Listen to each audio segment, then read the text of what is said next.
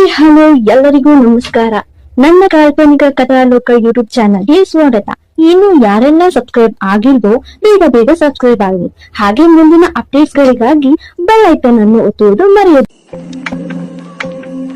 ಅವನೋದ ಮೇಲೆ ಚಾರು ಬಳಿ ಬರಲು ಅವನನ್ನ ನೋಡಿ ಮನೆಯೊಳಗಡೆ ಹೋಗುತ್ತಿದ್ದವಳ ನಡು ಬೆಳೆಸಿ, ವೈಫಿ ಕೋಪ ಬರೆಸ್ಬೇಡ, ಲಕ್ಕಿ ತುಂಬಾ ಕೆಟ್ಟವನು, ಅದಕ್ಕೆ ನಿನ್ಗೆ ಯಾವಾಗ್ಲೂ ಸತ್ಯ ಹೇಳ್ತಾನೆ ಇರ್ತೀನಿ ಅಲ್ವಾ, ಬ್ಯಾಡ್ ಬಾಯ್ ಅಂತ. ನೀನ್ ನನ್ನ ಕೆಣಕಿದ್ರೆ ಕಷ್ಟ ಅನುಭವಿಸೋದು ನಾನಲ್ಲ, ನೀನೆ. So don't take risk, rest ಮಾಡು, ಮಿಸ್ ಯು ಎನ್ನುತ್ತಾ ಆಫೀಸ್ ಕಡೆ ಹೊರಟನು. ಅವನ ವಿಚಿತ್ರ ಕ್ಯಾರೆಕ್ಟರ್ಗೆ ಚಾರು ಮೊಗದಲ್ಲಿ ಇವನು ಅಸಾಧ್ಯ ಎನಿಸಿತ್ತು ನಿಜ. ಅಚ್ಚರಿಯಾಗಿ ನಿಂತಿರುವಾಗ ಅವಳ ಬಳಿ ಬರುವ ಉಜ್ವಲ, ಲೇ ಏನೇ ನೀನು ಸೊಸೆ ಆಗಿ ಬಂದು ಒಂದಿನ ಕಳೆದಿಲ್ಲ, ಆಗ್ಲೇ ರೂಮಲ್ಲಿರೋ ಟಿವಿ ಹೊಡೆದಾಕ್ಸಿದ್ಯಾ, ಈಗ ಈ ಬಟ್ಟೆಗಳು ಏನೇ ಮಾಡ್ತಿದ್ಯಾ, ಲಕ್ಕಿನ ಕೇಳಿಸ್ಬೇಡ, ಅವನು ಏನ್ ಬೇಕಾದ್ರೂ ಮಾಡ್ತಾನೆ, OMG ಇನ್ಮೇಲಿಂದ ಏನೇನ್ ನೋಡ್ಬೇಕೋ ಎಂದ್ಕೊಂಡು ಹೋದ್ರೆ ಅವಳ ಬಳಿ ಬರುವ ಶೈಲಜಾ, ಏನ್ ಮಗಳೇ ಈಗ್ಲೂ ಲಕ್ಕಿನ ಬದಲಿಸ್ತೀನಿ ಅನ್ಸುತ್ತಾ ನಿಂಗೆ? ಅವನ ವಿಚಿತ್ರ ವರ್ತನೆಗೆ ಯಾರ್ ತಾನೇ ಗೆಲ್ತಾರೆ ಹೇಳು ಎಂದು ಮುಂದೆ ನೀನು ಸೋಲ್ತೀಯಾ ಎನ್ನುವ ನಗು ಬೀರಿ ಹೋದ್ರು. ಮುಂದೆ ಸಂತೋಷ್ ಮನೆ. ತನ್ನ ಕ್ಯಾಪ್ಟನ್ ಮನಸ್ಸಿಗೆ ಘಾಸಿ ಮಾಡಿದ್ದೀನಿ ಎಂದು ತಿಳಿದು ಆಫೀಸ್ ಕೆಲಸ ಬಿಟ್ಟು ಸಂತು ಮನೆಗೆ ಬಂದಿದ್ದನು ಬೀಬಿ. ಎಂದಿನಂತೆ ಬೆಲ್ ಕೇಳಿಸಿಕೊಂಡು ಬಂದು ಬಾಗಿಲು ತೆರೆದ ಸಂತು ಬೀಬಿ ಮುಖ ನೋಡಿ ಸಪ್ಪಗಾದ. ಅವನ ಊಹೆ ಇದಾಗಿರ್ಲಿಲ್ಲ ಅನ್ಸುತ್ತೆ. ಅವನನ್ನ ನೋಡಿ ನಗುವ ಬೀಬಿ, ಕ್ಯಾಪ್ಟನ್ ಗುಡ್ ಮಾರ್ನಿಂಗ್ ಎಂದಾಗ, ಗುಡ್ ಮಾರ್ನಿಂಗ್ ಎನ್ನುತ್ತಾ ಒಳಗಡೆ ಕರೆಯದೆ ಕೈ ಹಿಡಿದು ಟೆರೆಸ್ ಮೇಲೆ ಕರೆದುಕೊಂಡು ಹೋಗುತ್ತಾನೆ ಸಂತು. ಅವನ ವಿಚಿತ್ರ ವರ್ತನೆ ಕಂಡು, ಏನ್ ಕ್ಯಾಪ್ಟನ್ ಮನೆಗೆ ಸೇರಿಸೋದಿಲ್ವೇ ಲಕ್ಕಿನ ಎಂದು ನಗುತ್ತಲೇ ಕೇಳುತ್ತಾನೆ ಬೀಬಿ. ಪಾಪ ಇನ್ನೂ ತಿಳಿದಿಲ್ಲ ಸಂತು ಮನೆಯಲ್ಲಿ ಚಾರು ಚಿಕ್ಕಪ್ಪ ಹಾಗೂ ದಿಯಾ ಉಳ್ಕೊಂಡಿದ್ದಾರೆ ಎಂದು. ಅವನ ನೇರ ನುಡಿಗೆ ಸತ್ಯ ಹೇಳೋ ಬೇಡವೋ ಎನ್ನುತ್ತಾ, ಲಕ್ಕಿ ಅದೇನಂದ್ರೆ ಎಂದು ತಡವರಿಸಿದ್ದ ಸಂತು ಮುಖ ನೋಡಿ ತನ್ನ ಬಳಿ ಮಾತಾಡಲು ಬೇಸರವಾಗ್ತಿದ್ಯೇನೋ ಎಂದು ಬೇಸರ ಪಟ್ಟ ಲಕ್ಕಿ ತಡ ಮಾಡದೆ ಅವನ ಕೈ ಹಿಡಿದು, ಸಾರಿ ಕ್ಯಾಪ್ಟನ್, ನಾನ್ ಚಾರುನ್ ಮದ್ವೆ ಆಗಿದ್ದಕ್ಕೆ ಸೋ ಸಾರಿ ಎಂದು ಕ್ಷಮೆ ಕೇಳ್ತಾನೆ, ತನ್ನ ಸ್ನೇಹ ಉಳಿಸಿಕೊಳ್ಳುವ ಸಲುವಾಗಿ. ಅವನು ಸಾರಿ ಕೇಳಿದ ಕೂಡಲೇ ಸಂತು ತನ್ನ ಮಾತುಗಳಿಗೆ ಬೀಗ ಹಾಕಿದ್ದ. ಕ್ಯಾಪ್ಟನ್, ಚಾರು ಜೊತೆ ಮದ್ವೆ ಅನಿವಾರ್ಯ ಆಗಿತ್ತು, ಸೊ ಮದ್ವೆ ಆಗ್ಲೇಬೇಕಾಯ್ತು. ನಂಗೆ ಗೊತ್ತು ಇದರಿಂದ ನಿಮ್ಗೆ ಜಾಸ್ತಿ ಬೇಜಾರಾಗಿದೆ ಅಂತ, ಆದ್ರೆ ನಿಮ್ಗೂ ಗೊತ್ತು ಲಕ್ಕಿ ಏನ್ ಯೋಚಿಸ್ತಾನೋ ಅದೇ ಮಾಡ್ತಾನೆ, ಏನ್ ಮಾಡ್ತಾನೋ ಅದೇ ಯೋಚಿಸ್ತಾನೆ. ಆದ್ರೂ ನಿಮ್ ವಿಚಾರದಲ್ಲಿ ಈ ತರ ಸೋ ಸಾರಿ ಎಂದಾಗ, ಯಾಕೆ ಮದ್ವೆ ಆದ ಲಕ್ಕಿ ಅಂತ ಅನಿವಾರ್ಯ ಏನಿತ್ತು? ಮೆತ್ತಗೆ ಬಾಯಿ ಬಿಡಿಸಿಕೊಳ್ಳುವ ಪ್ಲಾನ್ ಇವನದು.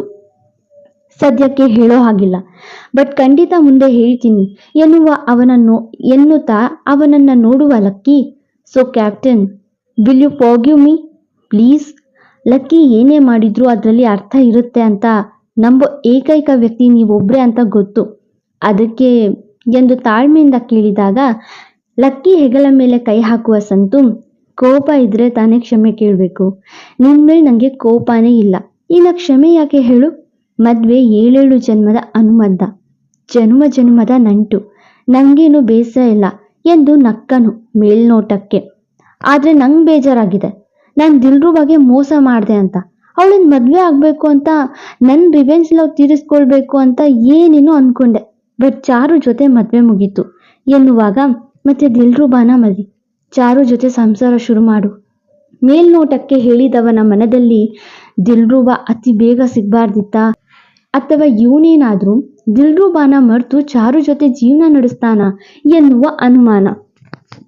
ನೋ ನೋ ನೋ, ಚಾರು ಜೊತೆ ಮದ್ವೆ ಬೇರೆ, ನನ್ ದಿಲ್ರುಬಾ ಜೊತೆ ಇರೋ ಪ್ರೀತಿ ಬೇರೆ, ಅದು ಬಿಡಿ ಏನೋ ಆಗುತ್ತೆ ಎಂದು ಈಗ ಸಮಾಧಾನ ಆಯ್ತು ಕ್ಯಾಪ್ಟನ್, ನೀವು ನನ್ನ ಕ್ಷಮಿಸಿ ದೊಡ್ಡವರಾದ್ರಿ ಎಂದು ತಬ್ಬುವ ನಿಷ್ಕಲ್ಮಶ ಹೃದಯದ ರಸ ಲಕ್ಕಿಯನ್ನ ತಾನು ಅಪ್ಪುತ್ತಾ, ನನ್ ಪ್ರೀತಿ ಮಾಡಿದ ಹುಡುಗಿನ ಮದ್ವೆ ಮಾಡ್ಕೊಂಡು ಬಂದು ಸಾರಿ ಕೇಳಿದ್ರೆ ಕ್ಷಮೆ ಕೊಡ್ಬೇಕೇನೋ, ಕಣ್ಣಿಗೆ ಬೀಳ್ದೆ ಎಲ್ಲೋ ಬಿದ್ದಿರೋ ದಿಲ್ರುಬಾ ನೆಪ ಕೊಡ್ತಾ ನನ್ನ ಮಂಗ ಮಾಡ್ತಿದ್ಯಾ ಅಲ್ವಾ, ಅದಕ್ಕೆ ನಾನು ನಿನ್ನ ಕ್ಷಮೆ ಕೊಟ್ಟಂತೆ ನಟನೆ ಮಾಡ್ತಿದ್ದೀನಿ.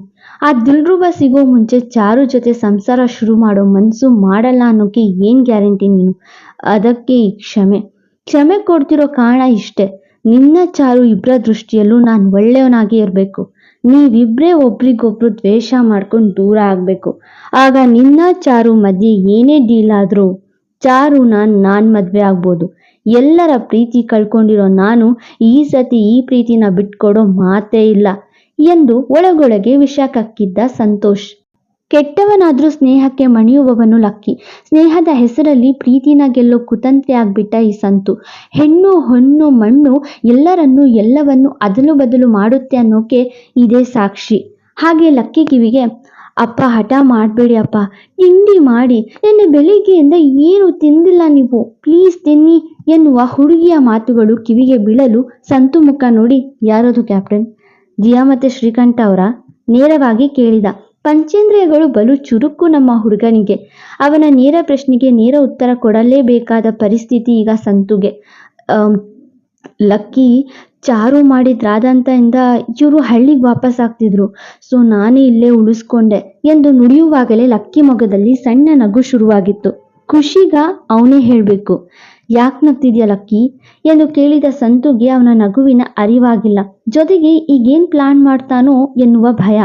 ಹೇಳ್ತೀನಿ ಬಾ ಎಂದು ಮನೆ ಒಳಗಡೆ ಬಂದವ ಸೋಫಾ ಮೇಲೆ ಕೂತಿದ್ದ ಶ್ರೀಕಂಠರ ತಿಂಡಿ ಬೇಡ ಎನ್ನುತ್ತಾ ದುಃಖದಲ್ಲಿದ್ದದ್ದು ನೋಡಿ, ದಿಯಾ ಅವಲಕ್ಕಿ ಉಪ್ಪಿಟ್ಟನ್ನ ತಿನ್ನಿ ಅಪ್ಪ ಅಂತ ಅವರ ಪಾದದ ಬಳಿ ಕೂತು ಬೇಡ್ಕೊಳ್ತಿದ್ದದ್ದನ್ನ ನೋಡಿ ಅವರ ಮನಸ್ಸಿಗೆ ನೋವಾಗಿದೆ ಎಂದರಿತ ಸಂತು ಮುಖ ನೋಡಲು, ನಿನ್ನೆಯಿಂದ ಏನೊಂದು ತಿಂದಿಲ್ಲ ಲಕ್ಕಿ, ಹೇಳಿ ಹೇಳಿ ಸಾಕಾಯ್ತು ಎಂದಾಗ, ಈ ಲಕ್ಕಿ ತಿನ್ನಿಸ್ತಾನೆ ನೋಡಿ ಎಂದು ನಗುತ್ತಾ, ನಮಸ್ತೆ ಶ್ರೀಕಂಠಜಿ ಅವರ ಕಡೆಯ ಬರುತ್ತಾ ನಮಸ್ಕರಿಸಲು ಶ್ರೀಕಂಠರವರಿಗೆ ಅವನ ಮುಖ ನೋಡಿ ಕೋಪ ಉಕ್ಕಿ ಬಂತು. ಮಗಳನ್ನ ದೂರ ಮಾಡಿದ ಅಸುರನೇ ಇವನು ಎನ್ನೋ ಭಾವನೆ ಅವರಲ್ಲಿ ಮನೆ ಮಾಡಿದೆ ಅಲ್ವಾ, ಅದಕ್ಕೆ. ಹಾಯ್ ದಿಯಾ ಎಂದು ಅವಳಿಗೂ ವಿಶ್ ಮಾಡಿ ಸೋಫಾ ಮೇಲೆ ಕೂತನು ಲಕ್ಕಿ. ಮಾನ ಪ್ರಾಣ ಕಾಪಾಡಿದ ಲಕ್ಕಿ ಮೇಲೆ ಅವಳಿಗೀಗ ಒಳ್ಳೆ ಭಾವನೆಯೂ ಉಂಟು. ಅಕ್ಕನ ಜೀವನವನ್ನ ಸೆರೆಮನೆಯಲ್ಲಿಟ್ಟಿದ್ದಾನೆಂದು ಕೋಪವೂ ಉಂಟು. ಹೀಗಾಗಿ ಸುಮ್ಮನಿದ್ದಳು ದಿಯಾ. ಏನಿದು ತಿಂಡಿ ಮಾಡಲ್ವಂತೆ ನಿಮ್ಮ ಅಪ್ಪಾಜಿ ಎಂದು ಕೇಳಿದ ದಿಯಾ ಮುಖ ನೋಡಿ ಕೆಲ ತುಟಿ ಮರಚುತ್ತಾ ಇಲ್ಲವೆಂದಳು ಉಸಿರು ತೆರೆಯದೆ. ಏನೋ ಯಜಮಾನ್ರು ಡಯಟ್ ಪ್ಲಾನ್ ಮಾಡಿರ್ಬೇಕು ಎನ್ನುತ್ತಾ ಅಡುಗೆ ಮನೆಗೆ ಹೋಗಿ ಎಂದಿನಂತೆ ಕಾಫಿ ಮಾಡ್ಕೊಂಡು ಬಂದು ಸಂತುಗೂ ಕೊಟ್ಟು ತಾನು ಕುಡಿಯುತ್ತಾ, ಏನು ಉಪವಾಸ ಸತ್ಯಾಗ್ರಹ ಮಾಡ್ತಿದ್ದೀರಾ ಅಥವಾ ಮಗಳಿಲ್ಲ ಅಂತ ಬೇಸರದಲ್ಲಿದ್ದೀರಾ ಕೇಳುತ್ತಾ ಅವರತ್ತ ನೋಡಲು, ಸಂತೋಷ್ ಶಿವನಿಗೆ ಹೇಳು ನಮ್ಮ ವಿಚಾರ ಬೇಕಿಲ್ಲ ಅಂತ ಎಂದು ನುಡಿದವರು ಲಕ್ಕಿ ಕಡೆಯಿಂದ ಮುಖವನ್ನ ಪಕ್ಕಕ್ಕೆ ತಿರುಗಿಸ್ಕೊಂಡ್ರು ಶ್ರೀಕಂಠಜಿ ನೀವು ಹೇಳಿಲ್ಲ ಅಂದ್ರೂ ಸತ್ಯ ಕಾಣಿಸ್ತಿದೆ. ಮುಖ ಕನ್ನಡಿದ ಹಾಗೆ ಎಲ್ಲವನ್ನ ತಿಳಿಸುತ್ತೆ. ನೀವು ಚಾರುಗಾಗಿ ಕೊರಗ್ತಿದ್ರ, but believe me, Charu is so happy. In fact ನಾನೇ ಅವಳಿಗೆ ತಿಂಡಿ ಮಾಡಿಸ್ದೆ ಇವತ್ತು, ಮತ್ತೆ ರಾತ್ರಿ ಕೂಡ ಡಿನ್ನರ್ ಪ್ಲಾನ್ ಮಾಡಿದ್ವಿ. ನೀವೇನಾದ್ರೂ ಅವಳಿಗಾಗಿ ಉಪವಾಸ ಇದ್ರೆ ಲಾಸ್, ಗ್ರೇಟ್ ಲಾಸ್ ನಿಮಗೇನೆ ಎನ್ನುತ್ತಾ ಅವರ ಮುಖ ನೋಡಲು ಇನ್ನೂ ಹಾಗೆ ಕೂತಿದ್ರು. ದಿಯಾ ಮುಖ ನೋಡಿ ತಿನ್ಸು ಎಂದು ಸನ್ನೆ ಮಾಡುತ್ತಾನೆ ಲಕ್ಕಿ. ಅಪ್ಪ ತಿನ್ನಿ ಅಪ್ಪ, ಅವಳೇ ಖುಷಿಯಾಗಿದ್ದಾಳೆ, ನೀವ್ಯಾಕೆ ಚಿಂತೆ ಮಾಡ್ತೀರಾ ಎನ್ನುತ್ತಾ ಸ್ಪೂನ್ ಅವರ ಬಾಯಿಯ ಬಳಿ ತಂದವಳ ಕೈ ದೂರ ತಳ್ಳುತ್ತಾರೆ ಶ್ರೀಕಂಠ. ತಿನ್ನದವರನ್ನ ತಿನ್ನಿಸಿಯೇ ಇಲ್ಲಿಂದ ಹೋಗೋದು ಎನ್ನೋ ಪಣ ತೊಟ್ಟೆ ಬಿಟ್ಟಿದ್ದ ನಮ್ಮ ಬೀಬಿ. ತಿನ್ನಲ್ಲ ಅವರಿಗೆ ಚಾರು ಮೇಲೆ ಇನ್ನೂ ಪ್ರೀತಿ ಇದೆ, ಪಾಪ ಸಾಕಿದ್ದಾರಲ್ವಾ. ಸರಿ, ನಾನು ಚಾರುಗ್ ಹೋಗಿ ಹೇಳ್ತೀನಿ, ನಿಮ್ ಚಿಕ್ಕು ಊಟ ತಿಂಡಿ ಬಿಟ್ಟು ಸ್ಟ್ರೈಕ್ ಮಾಡ್ತಿದ್ದಾರೆ, ನಿನ್ ಮೇಲೆ ತುಂಬಾ ಪ್ರೀತಿ ಇದೆ, ಹೋಗಿ ಒಂದ್ಸಲ ನೋಡ್ಕೊಂಡ್ ಬಾ ಅಂತ.